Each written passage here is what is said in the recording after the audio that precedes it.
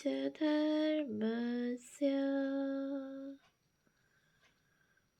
सर्वधर्म स्वरूपिणे अवतार वरिष्ठाय रामकृष्णाय ते नमः। শ্রী শ্রী রামকৃষ্ণ কথামৃত শ্রীম কথিত প্রথম খণ্ড। তব কথামৃতম তপ্ত জীবনম কবিভিড়িতম কলমশাপহম শ্রবণমঙ্গলম শ্রীমদাততম ভুবি গৃণন্তি ये ভুরিদা জনা। শ্রীমদ্ভাগবত গোপী গীতা, পৃষ্ঠা সংখ্যা 10। দক্ষিণেশ্বরে ঠাকুর শ্রী রামকৃষ্ণ, কালীবাড়ি ও উদ্যান। নাট মন্দির। কালী মন্দিরের সম্মুখে অর্থাৎ দক্ষিণ দিকে সুন্দর সুবিস্তৃত নাট মন্দির। নাট মন্দিরের উপর শ্রী শ্রী মহাদেব এবং নন্দী ও ভৃঙ্গি। মার মন্দিরে প্রবেশ করিবার পূর্বে ঠাকুর শ্রী রামকৃষ্ণ মহাদেবকে হাতজোড় করিয়া প্রণাম করিতেন, যেন তাহার আজ্ঞা লইয়া মন্দিরে প্রবেশ করিতেছেন। নাট মন্দিরের উত্তর দক্ষিণে স্থাপিত 2 সারি অতি উচ্চ স্তম্ভ, তদুপরি ছাদ। স্তম্ভ শ্রেণীর পূর্ব দিকে ও পশ্চিম দিকে নাট মন্দিরের 2 পক্ষ। পূজার সময় মহোৎসবকালে, বিশেষত কালী পূজার দিন নাট মন্দিরে যাত্রা হয়। এই নাট মন্দিরে রাসমণির জামাতা মথুরবাবু শ্রীরামকৃষ্ণের উপদেশে ধান্যমেরু করিয়াছিলেন। এই নাট মন্দিরেই সর্বসমক্ষে ঠাকুর শ্রীরামকৃষ্ণ ভৈরবী পূজা করিয়াছিলেন। ভাড়ার ভোগঘর, অতিথিশালা, বলিস্থান। চকমিলান উঠানের পশ্চিম পার্শ্বে দ্বাদশ মন্দির আর 3 পার্শ্বে একতলা ঘর। পূর্ব পার্শ্বের ঘরগুলির মধ্যে ভাড়ার লুচিঘর, বিষ্ণুর ভোগঘর, নৈবেদ্য ঘর, মায়ের ভোগঘর, ঠাকুরদের রান্নাঘর ও অতিথিশালা। অতিথি সাধু যদি অতিথিশালায় না খান, তাহা হইলে দপ্তরখানায় খাজাঞ্চির কাছে যাইতে হয়। খাজাঞ্চি ভাণ্ডারীকে হুকুম দিলে সাধু ভাড়ার হইতে সিধা লন। নাট মন্দিরে দক্ষিণে বলিদানের স্থান। বিষ্ণুঘরের রান্না নিরামিষ, কালীঘরের ভোগের ভিন্ন রন্ধনশালা। রন্ধনশালার সম্মুখে দাসীরা বড় বড় বঁটি লইয়া মাছ কুটিতেছে। অমাবস্যায় একটি ছাগ বলি হয়। ভোগ 2 প্রহর মধ্যে হইয়া যায়। ইতিমধ্যে অতিথিশালায় এক একখানা শালপাতা লইয়া সারি সারি কাঙাল, বৈষ্ণব, সাধু, অতিথি বসিয়া পড়ে। ব্রাহ্মণদের পৃথক স্থান করিয়া দেওয়া হয়। কর্মচারী ব্রাহ্মণদের পৃথক আসন হয়। খাজাঞ্চির প্রসাদ তাহার ঘরে পৌঁছাইয়া দেওয়া হয়। জানবাজারের বাবুরা আসিলে কুঠিতে থাকেন, সেইখানে প্রসাদ পাঠানো হয়। দপ্তরখানা। উঠানের দক্ষিণে সারি সারি ঘরগুলিতে দপ্তরখানা ও কর্মচারীদিগের থাকিবার স্থান। এখানে খাজাঞ্চি, মুহুরী সর্বদা থাকেন, আর ভাণ্ডারী, দাসদাসী, পূজারী, রাঁধুনী, ব্রাহ্মণ ঠাকুর ইত্যাদির ও দারোয়ানদের সর্বদা যাতায়াত। কোনো কোনো ঘর চাবি দেওয়া, তন্মধ্যে ঠাকুরবাড়ির আসবাব, শতরঞ্জি, শামিয়ানা ইত্যাদি থাকে। এই সারির কয়েকটা ঘর পরমহংসদেবের জন্মোৎসব উপলক্ষে ভাড়ার ঘর করা হইত। তাহার দক্ষিণ দিকের ভূমিতে মহামহোৎসবের রান্না হইত। উঠানের উত্তরে একতলা ঘরের শ্রেণী, তাহার ঠিক মাঝখানে দেউড়ি, চাঁদনীর ন্যায় সেখানেও দারবানেরা পাহারা দিতেছে। উভয় স্থানে প্রবেশ করিবার পূর্বে বাহিরে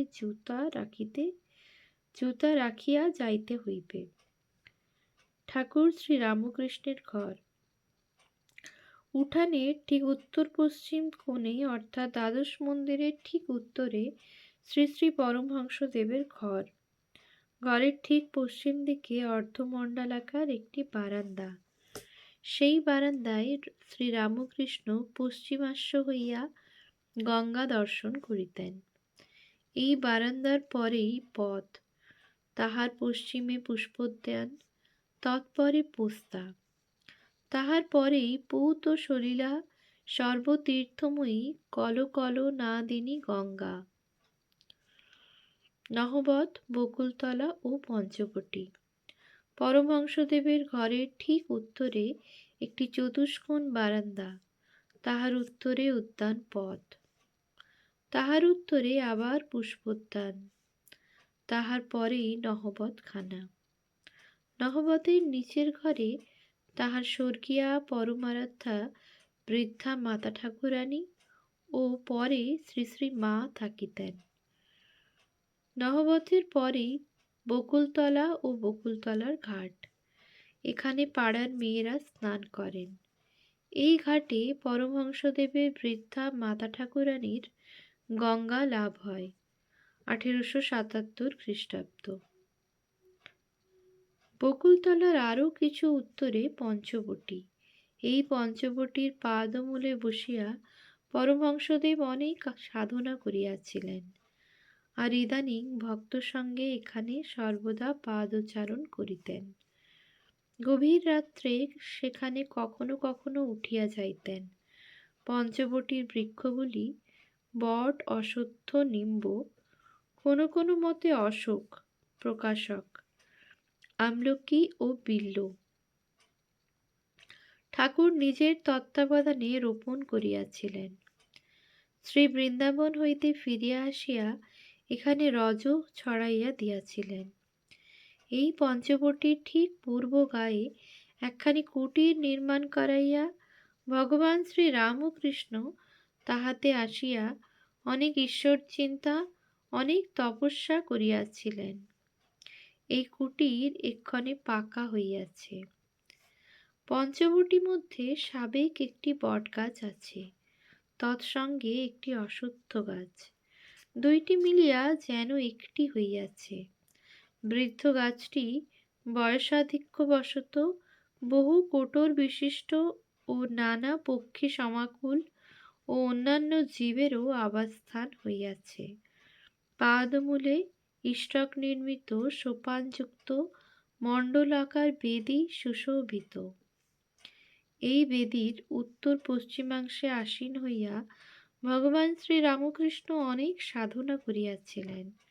আর বৎসের জন্য যেমন গাভী ব্যাকুল হয়, সেরূপ ব্যাকুল হইয়া ভগবানকে কত ডাকিতেন। আজ সেই পবিত্র আসন উপরই বটবৃক্ষের সখী বৃক্ষ অশ্বত্থের একটি ডাল ভাঙিয়া পড়িয়া আছে।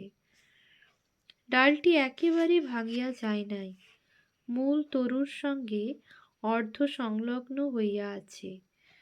বুঝি সেই আসনে বসিবার এখনো কোনো মহাপুরুষ জন্মেন নাই। ঝাউতলা, বেলতলা ও কুঠি। পঞ্চবটীর আরও উত্তরে খানিকটা গিয়া লোহার তারের রেল আছে। সেই রেলের ওপারে ঝাউতলা, সারি সারি চারিটি ঝাউ গাছ। ঝাউতলা দিয়া পূর্ব দিকে খানিকটা গিয়া বেলতলা। এখানেও পরমহংসদেব অনেক কঠিন সাধনা করিয়াছিলেন। ঝাউতলা ও বেলতলার পরেই উন্নত প্রাচীর, তাহারই উত্তরে গভর্নমেন্টের বারুদ ঘর।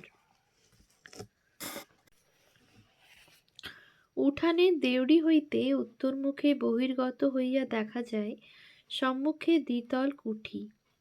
ঠাকুরবাড়িতে আসিলে রানী রাসমণি, তাহার জামাই মথুরবাবু প্রভৃতি এই কুঠিতে থাকিতেন। তাহাদের জীবদ্দশায় পরমহংসদেব এই কুঠির বাড়ির নিচের পশ্চিমের ঘরে থাকিতেন। এই ঘর হইতে বকুলতলার ঘাটে যাওয়া যায় ও বেশ গঙ্গা দর্শন হয়। বাসন মাজার ঘাট, গাজীতলা ও দুই ফটক।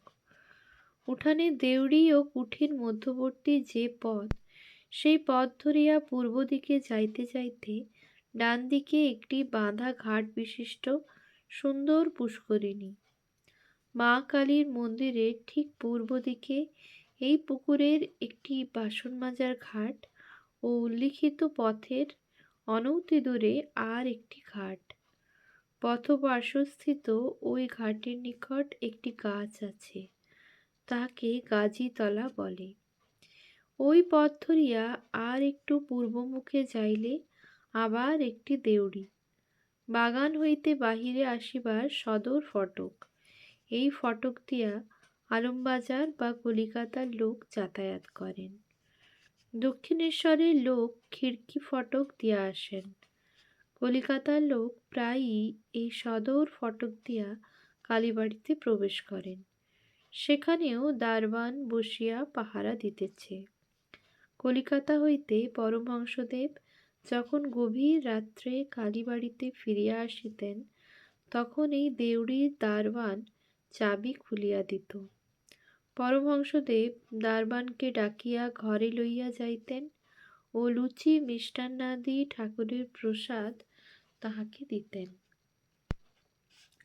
হাঁসপুকুর, রাস্তাবল, গোশালা, পুষ্পোদ্যান। পঞ্চবটির পূর্ব দিকে আর একটি পুষ্করিণী, নাম হাঁসপুকুর। ওই পুষ্করিণীর উত্তর পূর্ব কোণে আস্তাবল ও গোশালা। গোশালার পূর্ব দিকে খিড়কি ফটক। এই ফটক দিয়া দক্ষিণেশ্বরের গ্রামে যাওয়া যায়। যে সকল পূজারী বা অন্য কর্মচারী পরিবার আনিয়া দক্ষিণেশ্বরে রাখিয়াছেন, তাহারা বা তাহাদের ছেলে মেয়েরা এই পথ দিয়া যাতায়াত করেন। উদ্যানের দক্ষিণ প্রান্ত হইতে উত্তরে বকুলতলা ও পঞ্চবটী পর্যন্ত গঙ্গার ধার দিয়া পথ গিয়াছে। সেই পথের দুই পার্শ্বে পুষ্পবৃক্ষ। আবার কুঠির দক্ষিণ পার্শ্ব দিয়া পূর্ব পশ্চিমে যে পথ গিয়াছে, তাহারও দুই পার্শ্বে পুষ্পবৃক্ষ। গাজীতলা হইতে গোশালা পর্যন্ত কুঠি ও হাঁসপুকুরের পূর্ব দিকে যে ভূমিখণ্ড, তাহার মধ্যেও নানা জাতীয় পুষ্পবৃক্ষ, ফলের বৃক্ষ ও একটি পুষ্করিণী আছে।